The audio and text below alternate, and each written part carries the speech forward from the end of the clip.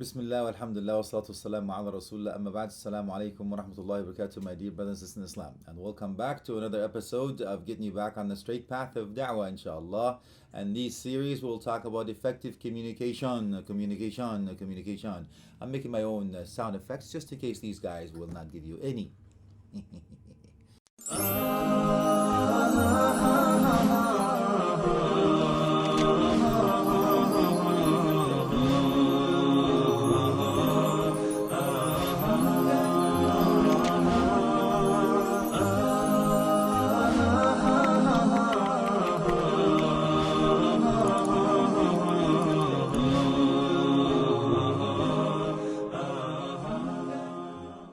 Now that I get your attention, let's go back to the Quran, the basis of this, and of course we're going to take the worldly science and the hereafter science. So we're going to have a combination between the two, Quran, Sunnah, and now اسألوا أهل الذكر إن كنتم لا تعلمون. Ask people of knowledge if you do not know. So we'll ask the experts, and we'll give you the top 10 speeches and those who actually are known for their speeches, including the leaders of this world. So let's go to the phase number 1, which is the Quran. We'll base it on. والله سبحانه وجل في علاه says وما أرسلنا من رسول إلا بلسان قومه ليبين لهم. That is the most important basis we will start. In order for me to explain this verse, we're going to have to go to the other side. We'll see you there. The meaning of this verse, Allah subhanahu wa jalla fi ula said, we have not sent a messenger except by the tongue of the people. Lam al-illah, which ليبين لهم, so they can clarify, communicate, explain. So let us now explain. We know that Allah subhanahu wa jalla sent the messenger with the tongue of the people, meaning the language of the people, not just the language of the people, the environment. So he has to understand, or she has to understand, the environment the people are in. And of course, not just that, the mentality of the people. So you speak to people according to their intentions, behaviors, the way they think, the way they behave. And as such, we talk about the people ala uqulihim. I cannot speak to you. You are a PhD, we're talking about the neutrons and all the physics and the atomics and all that stuff. And I talk to a little kid with this, he'll just ignore me totally, and he'll play with his little toy, or the Barbie or the truck, or whatever it is. So I have to speak to people according to their understanding. So I may talk to you in one way, I may take to another people in another way. The other way is this way. And that way is the لُبَيِّنُ لَهُمْ. So you understand, akhi, the meaning of this is very simple. I have to relay this message onto you, and as you will see a little bit later, I will give you the definition of communication and what that means, what do you have, and of course a little bit later we will get you into a little more details on that. So we got the basis right now. Allah subhanahu wa ta'ala sent the messengers to explain to people in their language and understanding the environment and the attitudes and the behaviors and the skills that they attend in order for them, the lam al-illa, which is the goal of our series on this one, لِيُبَيِّنَ لَهُمْ, so they can actually clarify things for them, explain things for them, teach them in the best way matter possible. May Allah subhanahu wa ta'ala make us among those who do speech and follow the best of it. Ameen. So, communication. Let's go into the definition, man. Okay, definition is very simple. It comes actually from the word communiquer. It's Latin. I speak French. I don't speak French, but it sounded different. It's slightly different indeed. But what it means is to share. To share what? To share ideas, to share attitudes, to share gesture, to say perception, to say certain examples, whatever it is that you have to share by having speeches, linguistics, verbal, non-verbal communication and attitudes, and some of us have certain attitudes, so don't go there. However, we have to understand that this is that mean that we have to understand the people. Listen, learn, teach, and communicate to one another, and hence we will learn a lot more inshallah in these series about communicating, verbal, non-verbal, and so many more, including body language. Ooh la la. Speaking of communication, you need 4 things. First, you need a sender, and you need a message. You also need a medium, and you need a recipient. For example, a sender, moi, this poor slave of Allah, a message, blah blah blah blah blah blah blah, to be or not to be, that is a question. The medium is what you have on your screen, whatever, iPhone, iPad, iPod, whatever it is, Blackberry, Raspberry, Blueberry, whatever it is berry that you have in there, and any type of screen, that's your medium. And now, of course, the message is given to you and you're receiving it, and the recipient is yourself. That's amazing. So we have a sender, a message, and a medium, and a recipient. A recipient, of course, is slightly different in English. Recipient, that is. Communicating with others needs three primary steps. One, a thought. Two, encoding. Three, decoding. For example, a thought.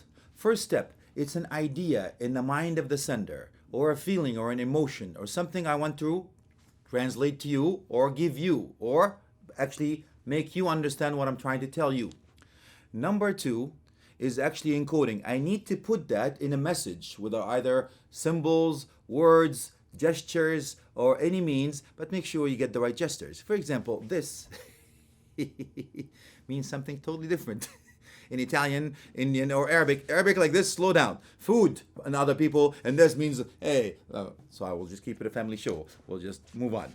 Number three, decoding. The recipient actually receives these gestures, or the message, or the words, and try to translate them to understand what the sender was trying to relay the message onto the recipient. Hence, you'll understand and start communicating in ways, verbal or nonverbal communication. Communication research shows that 55%, believe it or not, is actually done through in nonverbal ways. And 38% is paralanguage. So you'll understand what some misunderstandings will come through, either for a misunderstood gesture, especially when you travel a lot, my dear brothers and sisters in Islam. These are actually true stories.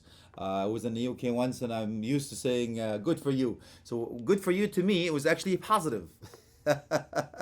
However, in the UK, apparently, when you say to them, good for you, it's like, good for you. Like, I don't really care about you, but that's not what it means. So when you travel, my dear brothers in Islam, my advice to you is please make sure you understand the people's language, right? Remember the golden rule? What is the golden rule? The golden rule is to do unto others what you like to be unto yourself.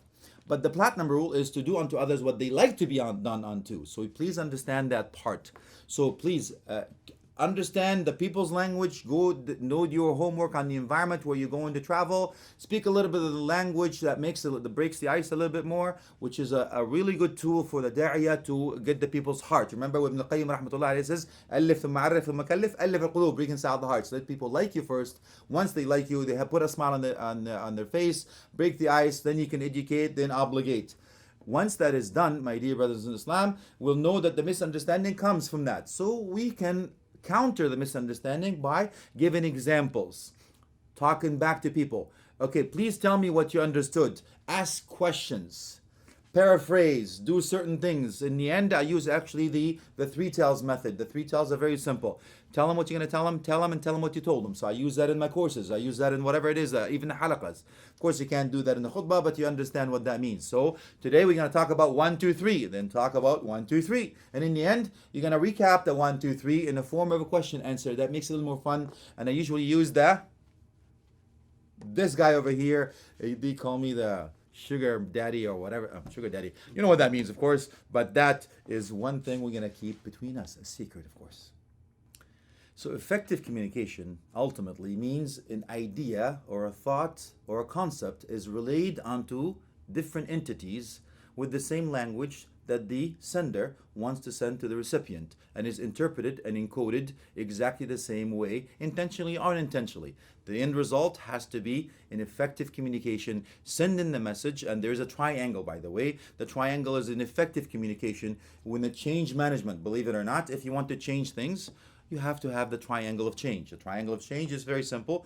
You have to have a message, you have to have the communication, and you have to have the reward.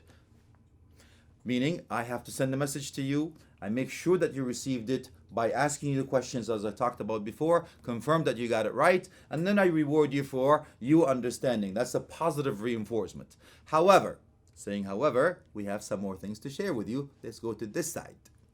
We have some barriers, however. We have human barriers, we have physical barriers, linguistic barriers. And some of these human barriers are simple. I do not relay the message onto you properly, meaning I can use an information overload, different perception. You have different filters, politically correct statement, gender differences, and all of that stuff. For example, I say the word The J word. That one would throw you off. Speaking about a different gender, we can probably say, you're so happy and gay, but that means a different connotation. We can say women in comfortable shoes. If you know what I'm talking about, we need to talk on the other side. The other side. Physical barriers, however, are actually physical barriers. That's what it means. I'm talking to someone here, but they are physically not here. That means they're on the other side. I've done this before, where the brothers are here and the sisters on the other side, and they're in a different building totally together. So they may have problems with that. And the problems are very simple. You can have outdated equipment, short of staff, the overheat. Heat. Speaking of that. Eat. Dude, I don't have to go to the club anymore. The sauna is right here, man. Okay, makeup, please. Powder. Whew. Powder my nose. So certain things like that, you have to check. Check what? I actually took a course in Waterloo University about communication. Believe it or not, it was about the physical. And we'll talk about the other side also, inshallah. But they taught us a few things. Make sure that you check the equipment before you do this. Have a test run. Have an extra light bulb with you. It's true. Light bulb. Ding! Hopefully you have some extra light bulbs with you just in case those baby burn out. And make sure you have the right one too to communicate to others. Otherwise it's no good. It's just an extra light bulb that you're dragging along. Speaking of other barriers, there are two more I want to share with you before we wrap this episode up.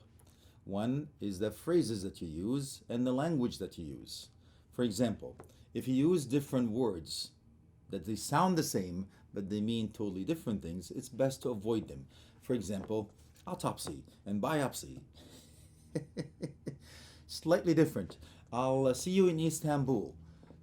Then the man actually goes to Istanbul. I said Istanbul, man. Not Istanbul. Okay, so something like that was slightly different.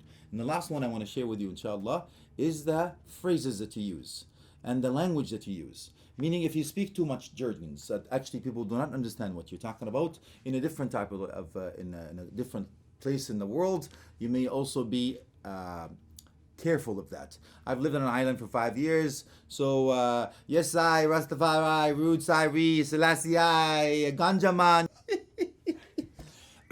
You haven't heard that from me. It was just my evil twin brother on the other side. So you understand now what I'm talking about. Please speak the people's language in a way that is a simple form, and the best way to do it is to speak the street of the language of the street. So to a normal person, not so high, not so low, somewhere in between. I'm hoping that I received the message as I've relayed the message onto you, and hopefully we can learn together, inshallah, being a better communicator, and we have some more coming your way. I ask Allah subhanahu wa ta'ala to make you the best of communicators. Ameen. Wa akhir da'wana alhamdulillahi rabbil alameen. Wa sallam ala alihi wa sahbihi wa tabi'in. Jazakumullah khair. Wassalamu alaikum wa rahmatullahi wa